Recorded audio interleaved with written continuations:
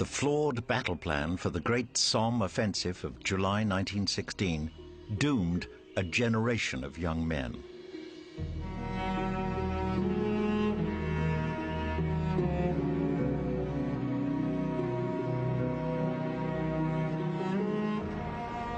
The British troops who went over the top that day faced a struggle uphill in full pack against German guns that should have been silenced by an enormous artillery barrage. Those men fortunate enough to make it to the German lines were horrified to look back and see how overlooked their positions had been. To make matters worse, the failed tactics that destroyed an army were repeated time and again. Those who sent Kitchener's army into the line of fire on July the 1st, 1916, had paved the way for the British Army's greatest military disaster.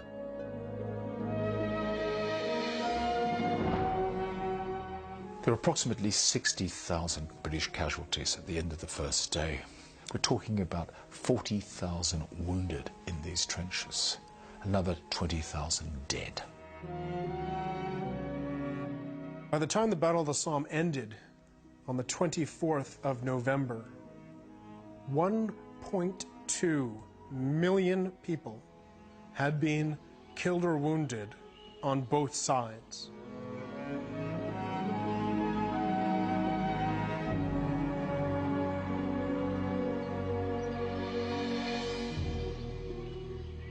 The landscape around these lovely French towns and villages looks as beautiful today as it must have done in the summer of 1916. During that long, hot summer of the Great War, hundreds of thousands of young British troops marched through these peaceful lanes, ready to make the big push against the Germans. Singing the innocent songs of a generation, many of them plucked one of the plentiful poppies that lined the green lanes and cheerfully stuck them in their uniforms. The poppy of the Somme would become their everlasting emblem.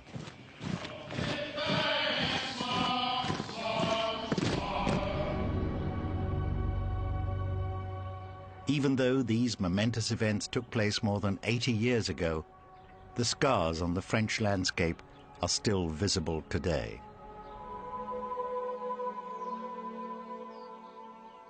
They are enduring reminders of the shells of 1916. Although millions were fired into the German trenches during the opening phase of the Battle of the Somme, most fell with little effect.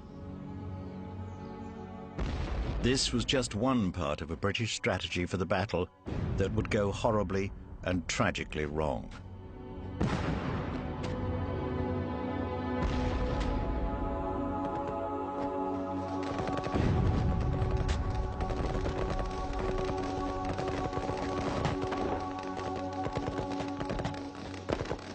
As it turned out, the opening day of the Battle of the Somme was fought on the middle day of the middle year of World War I. By this time, a position of stalemate had been reached by the opposing sides, for along the whole front, from the North Sea to the Swiss frontier, little or no progress was being made, as the men of all armies dug themselves deep into trenches to defend their positions. The position on the Western Front strategically by the summer of 1916 was stalemate, trench deadlock. But the Allies had decided at the Chantilly Conference in December 1915 to advance on three fronts during 1916 to push the Russians into East Prussia, to have the Italians attack on the Isonzo and have a Franco-British attack on the Somme. Now, of course, what happened is that the Anglo-French plans were preempted by Falkenhayn's attack at Verdun, which started at the beginning of February 1916. It was here, during one of the most notorious battles of the entire war, that German and French forces pounded each other into a bloody stalemate. The French generals had famously pledged to defend Verdun to the last drop of blood. This they did, but France's fighting spirit was all but crushed, and her armies were brought to the brink of mutiny. 315,000 Frenchmen were killed or wounded during the battle, which also claimed 280,000 German lives. Verdun certainly earned its chilling nickname, the Mincer. During the early months of 1916, the British had at least one eye on the need to ease the pressure on the French troops fighting at Verdun. Under pressure from French High Command to act, General Sir Douglas Haig, the commander of the British forces, had agreed to open the 1916 offensive, and he chose the valley of the Somme in the Picardy region of northern France as the place to strike. The Battle of Verdun had a very great impact on the Battle of the Somme. We've got to remember that the Battle of the Somme was meant to be a Franco-British advance. But, of course, with the Germans having attacked the French at Verdun, it was very difficult for the French to supply the resources required for this massive Allied attack in France on the Somme. And so what we see is Verdun, if you like, sapping Allied resources. It would fall to the British to provide the bulk of the troops for the major summer push that everyone hoped would signal a turning point in the fortunes of the Allies. Sadly, the old British Regular Army, the famous Old Contemptibles of the BEF, had been destroyed by 2 years of inconclusive fighting in earlier battles. The men who marched to the Western Front in 1916 were therefore almost exclusively new volunteers. They were Kitchener's Army, named after the Minister for War, Lord Kitchener, whose vigorous recruitment campaign had attracted almost 500,000 ordinary men to the colours. These men of the new army were raw and inexperienced, but they were eager, bursting full of patriotism, ready to do their duty for king and country. Kitchener's army were raised in late 1914. There was a massive thrust of enthusiasm within England that everybody wanted to get forward, get into this major adventure that was going to happen in Europe.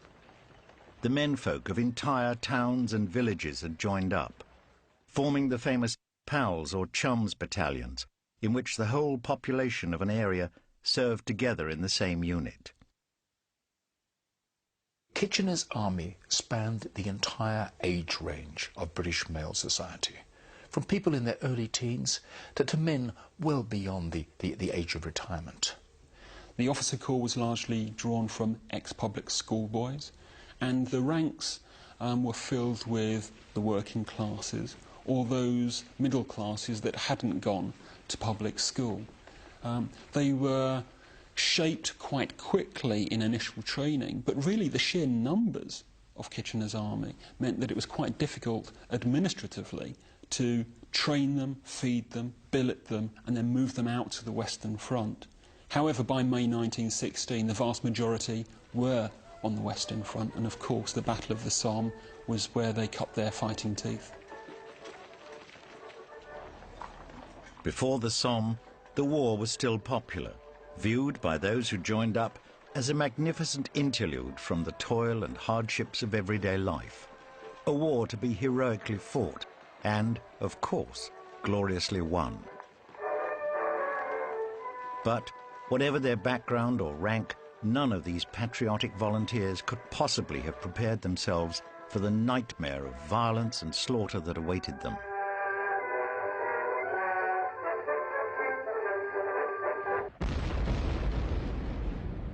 In preparation for the assault, the British artillery planned to bombard the German trenches mercilessly for 5 days and nights. Prevailing military logic held that such a bombardment would reduce the German trenches to rubble and destroy the long, deadly belts of barbed wire that protected the German lines. Artillery conquers, infantry occupies.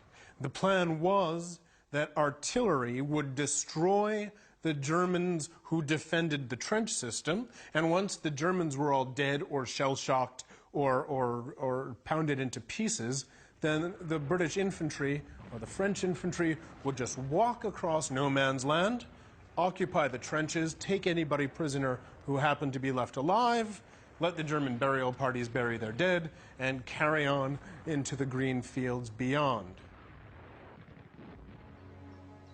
In time, it would become tragically apparent that the theory did not match the reality.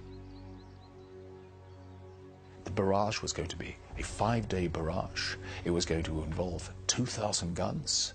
Now that sounds like a lot, but remember they're spread over some 18 miles of front, and only 200 of them are actually what we today would call heavy guns. 1,800 of them were actually 18-pounders, and they were firing shrapnel.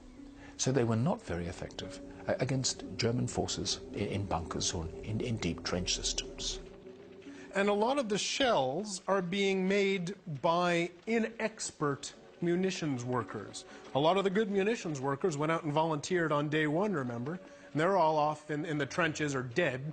So a lot of the people who are filling shells back home are not really experts at making an artillery round. So fully 1/3 of British artillery rounds fired at the Somme were duds.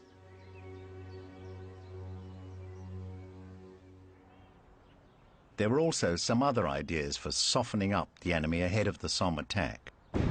During the month of June, for example, miners from Scotland and Yorkshire had tunnelled beneath no man's land to plant 7 huge mines under the German trenches. These were to be detonated before the main attack.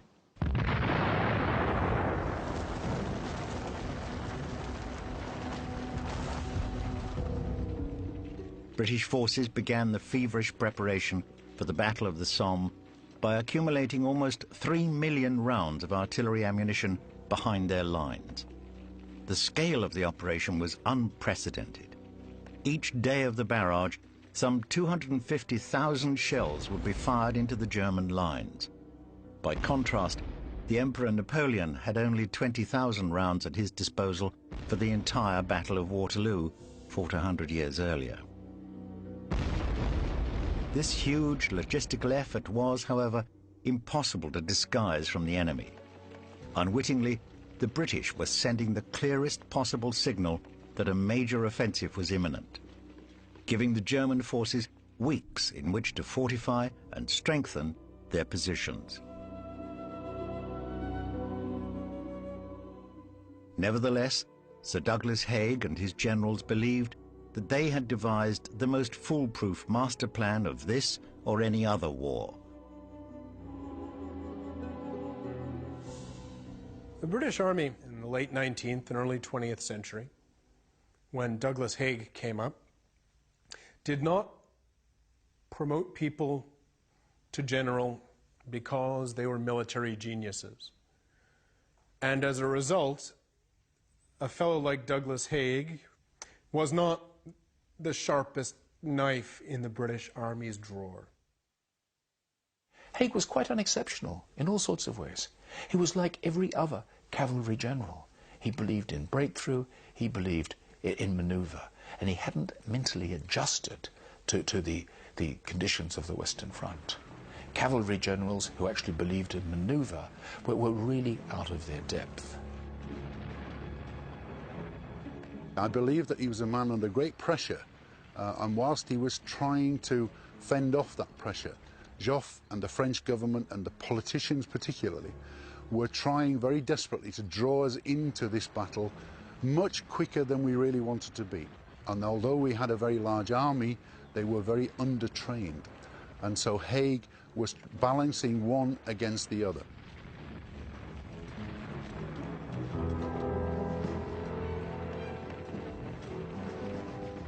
For 2 years, the bloody stalemate of trench warfare had prevailed.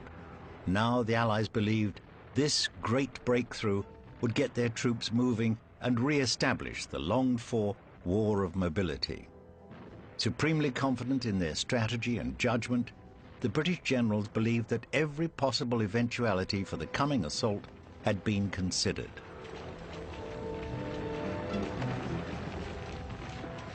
Haig had entrusted the main thrust of the attack to the new Fourth Army under General Sir Henry Rawlinson.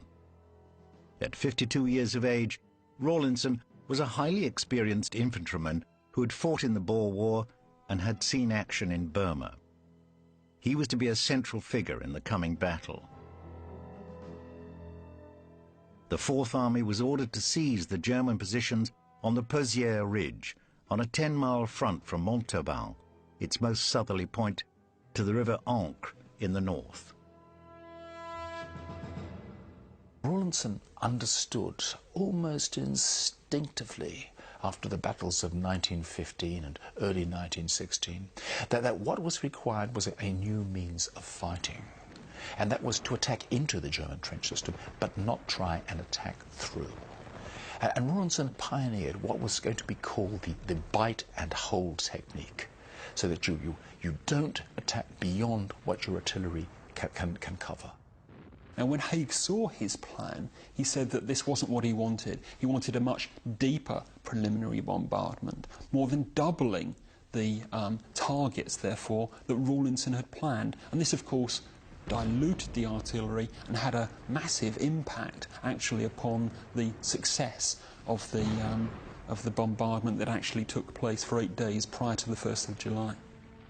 And so what happens is that Fourth Army's commander, Rawlinson, has imposed on him a plan for a breakthrough, with which he is in fundamental disagreement.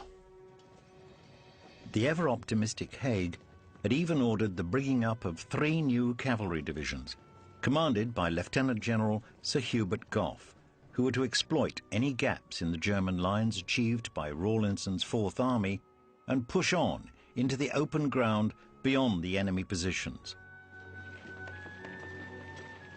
Haig sensed that this may be his beloved cavalry's last opportunity to play a major role in battle, and he did not intend to see the chance wasted.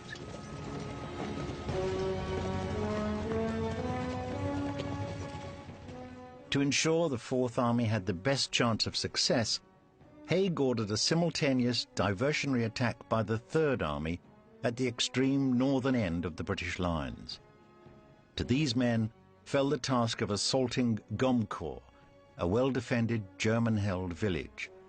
The plan here provided for an attack by the 46th North Midland Division to the north of the British line and the 56th London Division to the south, with the objective being to link up behind the German positions, thereby cutting off the garrison there.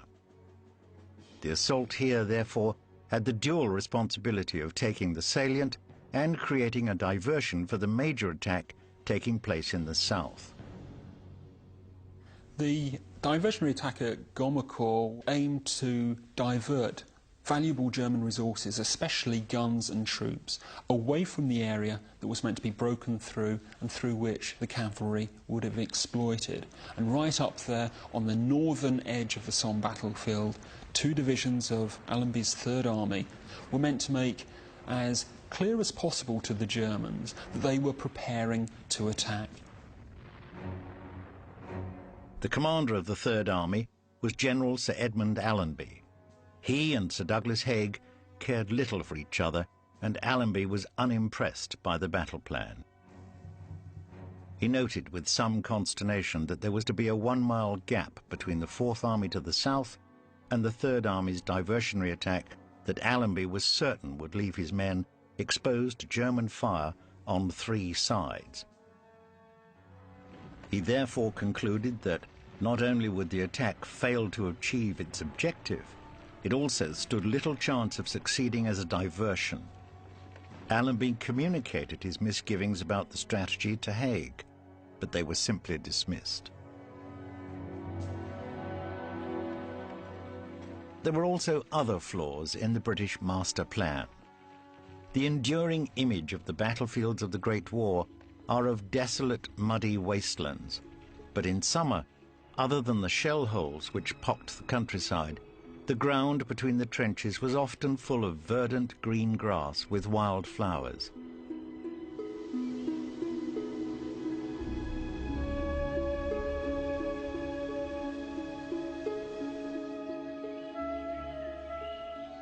In 1916, as we have seen, the Somme was deemed to be a quiet sector. Although the distance between opposing battle lines varied, in many cases the entrenched opponents were less than 300 yards apart. At most, they were separated by about half a mile. The entire Somme area offered few strategic advantages for either side, and consequently the troops in the trenches, which were cut in the chalky soil of the region, adopted a live and let live policy. This inertia was to have grave consequences for the Allies.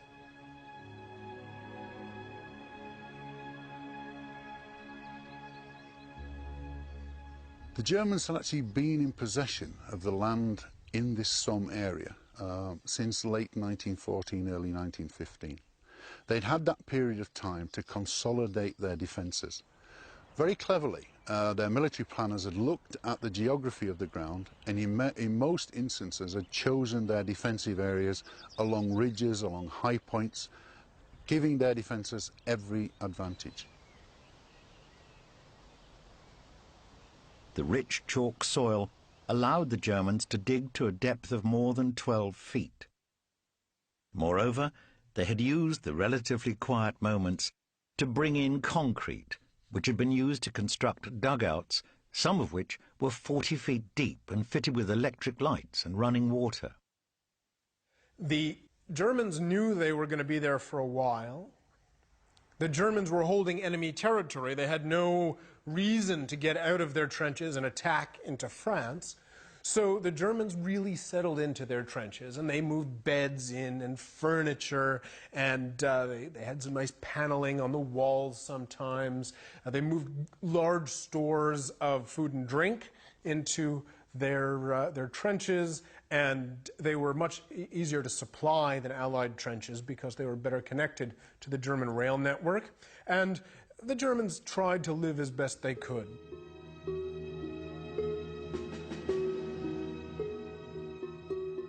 The German trenches along the Somme were thus transformed into formidable fortresses that were effectively bomb-proof. In addition to these superb defensive positions, the German lines were also peppered with concrete pillboxes and observation posts. Many still survive and can be seen today.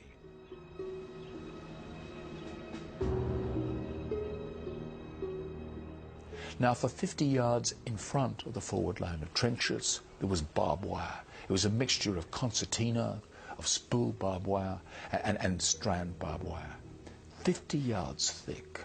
So attacking British infantry would find the first thing they came up against was 50 yards of barbed wire, and then the first German trench, and then another 400 yards of German trench system before they actually got into open ground.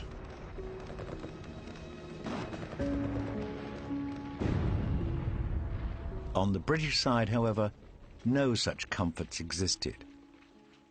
High Command always believed that trench warfare was a mere pause in what would eventually become a mobile war. The Allies were supposed to be attacking.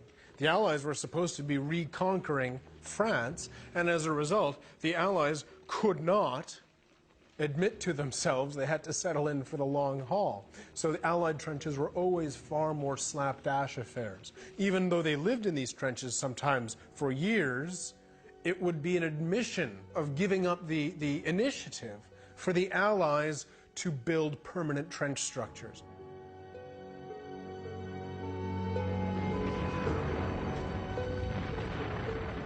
Unlike their commanders, who were safe behind the lines, the ordinary British troops knew only too well why the Somme was the worst place to launch a major offensive. Infantry, ideally, if you're going to take them into an attack, want to go in on flat ground or slightly downhill. If you look at the topography of the Somme, in many instances the German defensive areas were at the top of rises. So consequently, our men had to move uphill in nearly all cases. What the British could not know was that from many of the German trenches, it was actually possible to see directly into the shallow British lines. The British didn't understand how visible they were from the top of the hill. But fact was that throughout the preparations for the Battle of the Somme, and the preparations for the Battle of the Somme were huge, and the Germans were just sitting up there with binoculars watching it happen.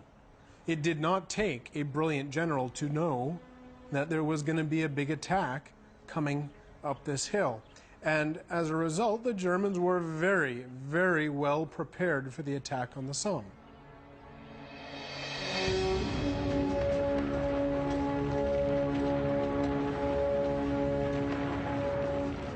On June the 30th, as the hours ticked away until 0 hour, yet another flaw in the British plan was becoming apparent.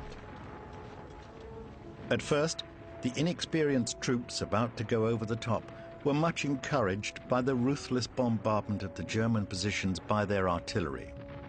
Some British soldiers even began to feel sorry for the Germans, as the shells, 1.5 million of them, rained down day and night.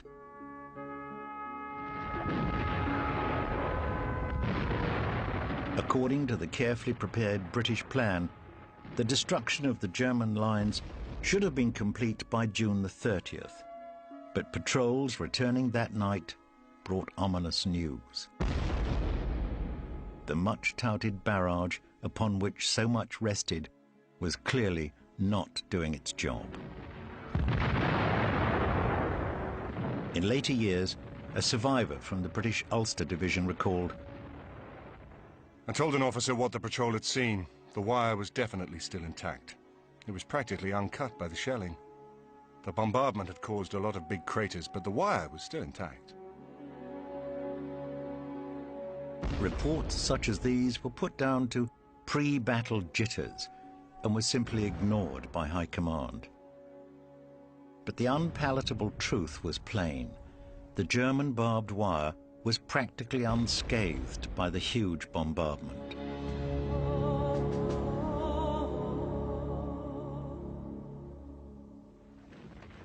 There was another element in the battle plan that would prove to be fatal for so many. It was decided that the British troops should walk and not run towards the German trenches.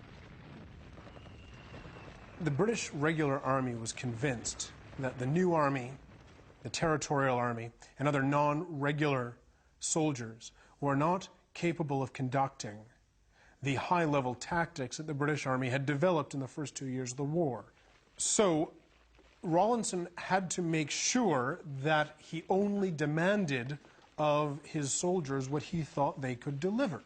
And that meant that instead of advancing in rushes from cover to cover, as soldiers had in other battles, he was going to have them walk slowly towards the enemy. Now that seems really stupid to modern eyes, especially with the benefit of hindsight. But remember that the artillery people have told Rawlinson that all the Germans are going to be dead anyway. The infantry, therefore, were actually supposed to be consolidation troops rather than infiltration or penetration troops. They were therefore carrying more than 65 pounds of equipment. A number would have been carrying around about 90 pounds of equipment. Scaling ladders, barbed wire, grenades, machine guns, and that sort of thing. It was believed that our troops could come out of our trenches, form up in no man's land, and walk across. There would be nothing within the German area of their front line that could actually do them any harm. And so consequently, our men could light their pipes and walk across. British High Command's every decision seemed to further doom the unsuspecting Tommy.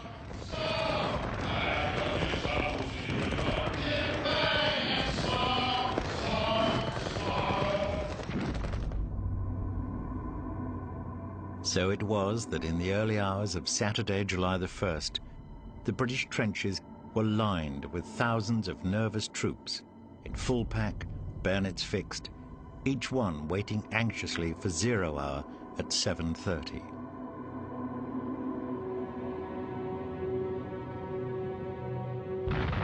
At 7:28 precisely, The huge mines under the German lines were detonated, spewing earth and rock thousands of feet into the air. But even now, the plan was beginning to go wrong.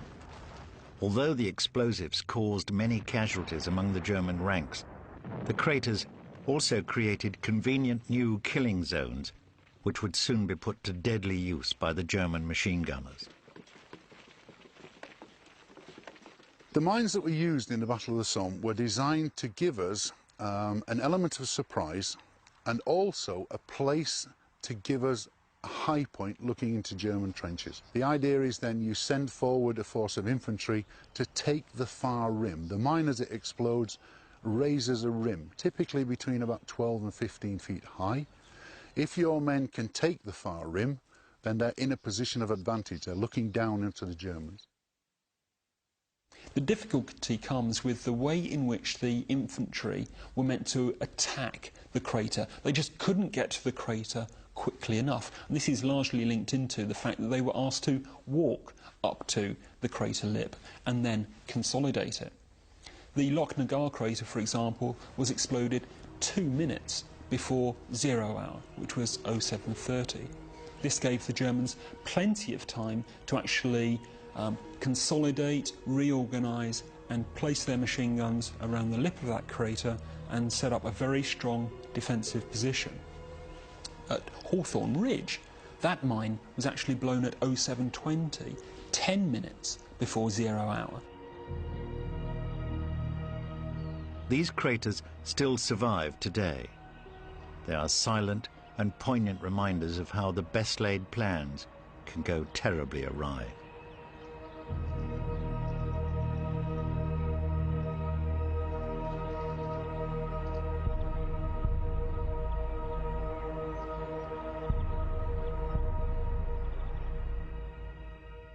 At 7:30, after a moment of eerie silence, whistles blew, and all along the 16-mile front, men climbed over their parapets, formed into lines as ordered, and began their slow march over no man's land towards the enemy.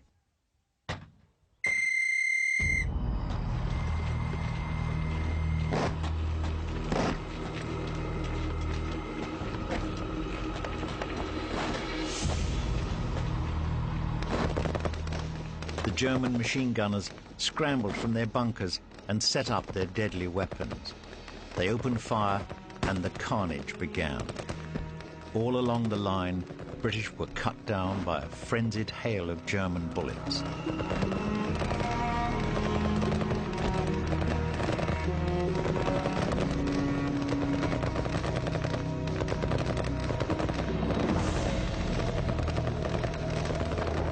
Within minutes, entire battalions of British troops had been all but destroyed, some having advanced only a few yards.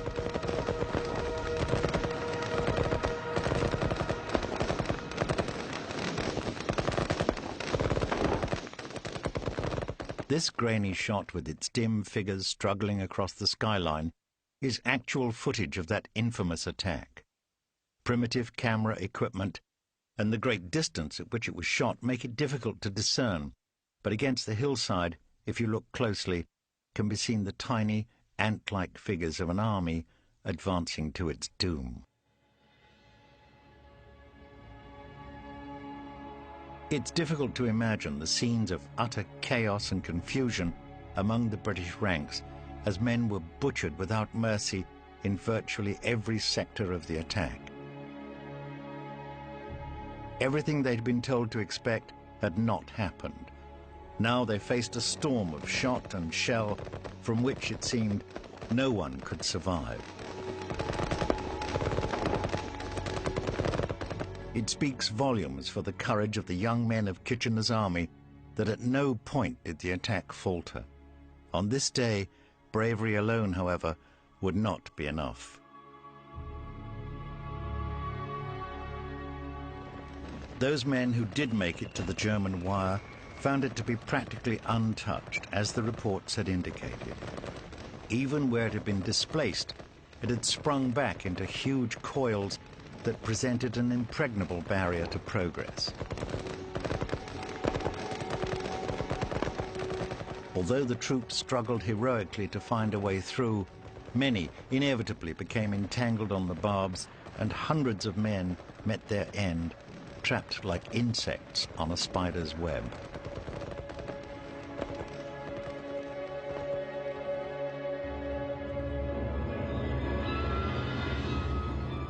Only the courageous 36th Ulster Division, which had attacked the Schwaben redoubt near Thiepval at the centre of the main attack, could report any real progress. The Irishmen had, in fact, performed a remarkable feat of arms, having captured the position in the face of fierce resistance and taken more than 500 prisoners. The Ulster Division achieved remarkable success on the first day of the Battle of the Somme. They achieved far greater territorial gains than any other division on that first day. And considering they actually had to attack and consolidate the Schwaben redoubt, which was a labyrinth of bunkers and strong points filled with German troops and machine guns, it was a remarkable achievement.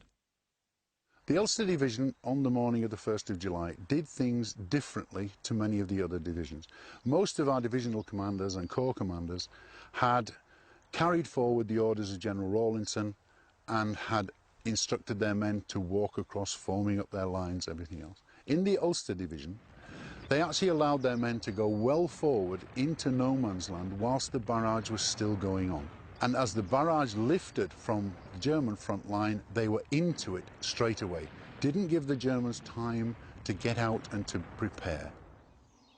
The victory, though, had been won at huge cost, and the division's grip on the position was loosening as the Germans mounted a series of determined counterattacks. Now, once the Ulstermen get to the Schwaben redoubt, they need to be reinforced. And there was another lot of people ready to come up behind them, and they could not get forward because the Germans were concentrating every artillery round they had to spare on bombarding the Schwaben redoubt and on interdicting the flow of reinforcements to the Schwaben redoubt. So the people meant to come and relieve the Ulstermen couldn't get forward.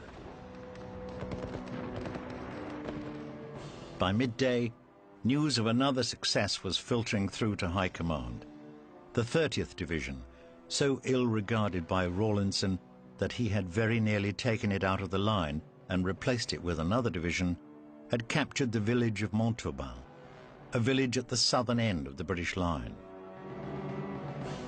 Not only this, they had pursued the fleeing Germans beyond the village and into the Montauban valley, where the sight of the enemy in disarray had given the British troops genuine, if short-lived, hope that the big breakthrough had actually been achieved.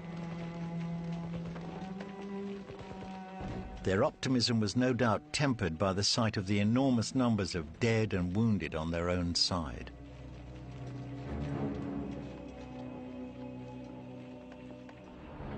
This is Montauban today.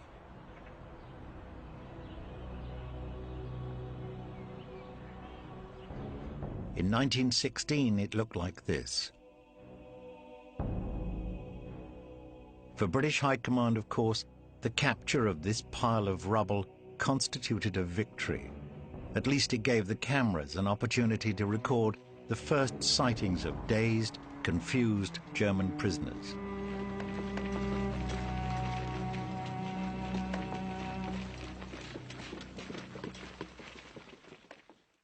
At Gommecourt, where the Third Army had made its diversionary attack, the 56th London Division had achieved all its objectives, despite sustaining appalling casualties. At Gommecourt, when the orders came through from army level to actually walk towards the German wire, the Lieutenant Colonel of the London Scottish had a major problem with this. And so at battalion level, he countermanded these orders. And his orders were as follows. When the barrage lifts, I want every man to run as fast as he possibly can for the German wire. And just to make sure that we can run past the German wire, forget about carrying those 66-pound packs on your backs. So when the barrage lifted at 7:30 on the morning of the 1st of July 1916, the London Scottish were up and out of their trenches. It was a very, very short attack. We're talking about minutes for this territorial battalion to actually storm and take the entire German defence system at Gommecourt. The 46th North Midland Division, however, had walked into the teeth of the German storm.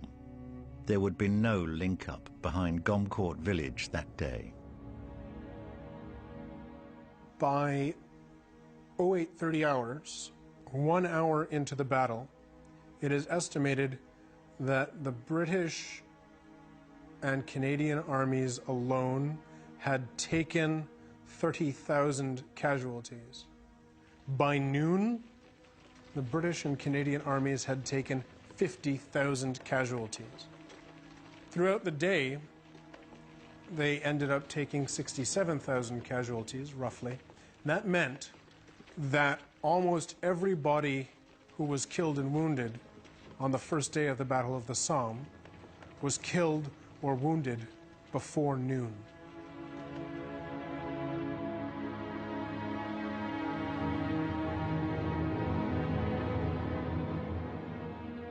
Despite the almost unremitting failures of the morning, new attacks were mounted during the afternoon. At 2:30, here at Fricourt, on the right of the Fourth Army's main attack, the men of the East Yorks Regiment rose from their trench just as their comrades had done only 7 hours earlier, and marched slowly towards the enemy over exactly the same ground. A single German machine gun raked their lines. They had travelled barely 20 yards when the order came to return to their trenches.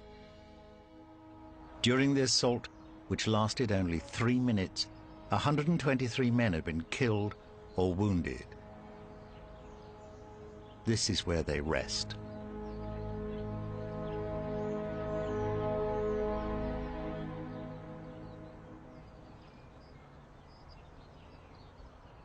Although tragic scenes similar to this were played out all along the front during the afternoon of July the 1st, not all the British Army's efforts met with failure.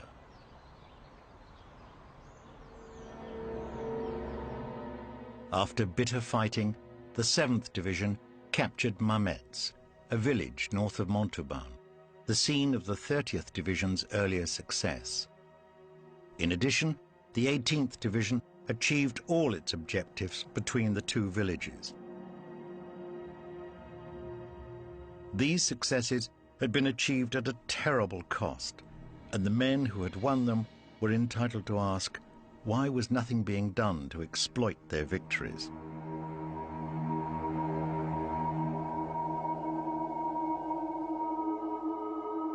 The situation on the Somme front at dusk was a mixture of movement and a lack of movement. In the areas where there was no movement at all, what we see are commanders desperately trying to get information as to what had happened on their front, trying to get the wounded back. In other areas, there was still some movement as the fighting continued, and of course, during the period of no light, it meant that resupplies could be brought forward. Commanders could get to the front to see exactly what was going on, so that they could renew their offensive on the next day. It wasn't until the 3rd of July that the full enormity of what had happened on day one, on the 1st of July, began to filter through to Haig's headquarters. He actually believed in the first 48 hours that it had been a resounding success. But he then, by the 4th of July, had actually realised that the northwestern flank of the attack had made very, very little progress indeed. On the first day of the Battle of the Somme, 6 German divisions had held off 18 Allied divisions and given up approximately no territory.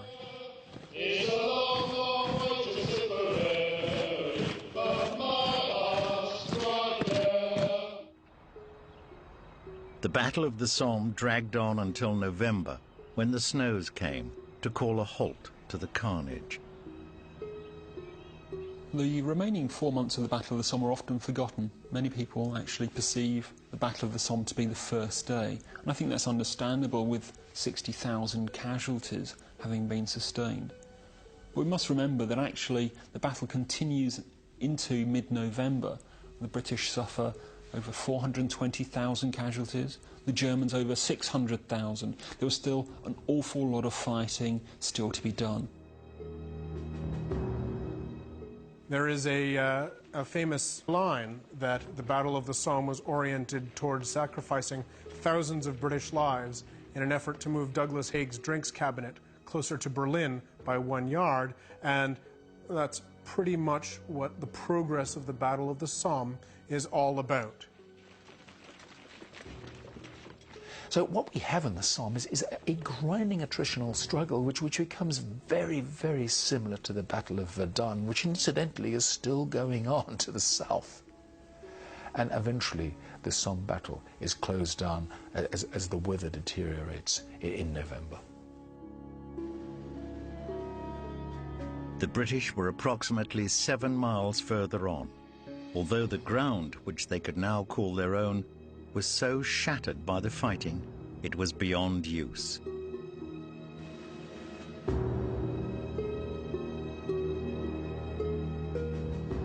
It is the events of that first terrible day of the battle, however, which give the Somme its special place in British military history.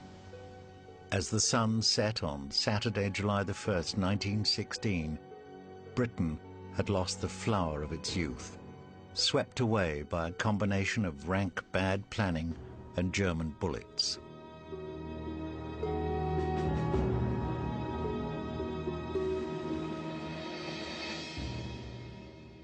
The night of the 1st to 2nd of July was absolutely indescribable. There were men screaming, the men crying for water. It was like a scene from hell along much of that front.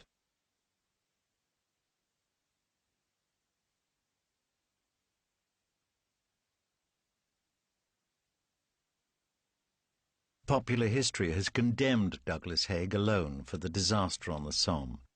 And even with the benefit of hindsight, his constant repetition of failed tactics and obvious lack of faith in his untried troops is impossible to excuse. Surely, though, the blame must fall at least in part upon the other senior officers who planned the offensive. Rawlinson, in particular, was responsible for some of the attack's most disastrous aspects. By the end of July the 1st, neither Haig nor Rawlinson had actually achieved what they hoped to achieve, and perhaps that is a result of a compromise plan, a plan that didn't really satisfy the desires of either men. Haig didn't really get a plan backed by Rawlinson that would see a massive breakthrough. Rawlinson didn't really get the plan that he wanted, a buy-it-and-hold type operation in which slow but sure progress would be made. Nothing was expected strategically and nothing was gained strategically at the Battle of the Somme. It was a tactical battle that went on for 140 days, killed a lot of people, and produced almost no results. Ultimately, perhaps, the truth was that the general who would have fought the war differently had not been born. All of which made no difference to the men of Kitchener's army who stood in the line of fire on that fateful July morning, about to make the supreme sacrifice.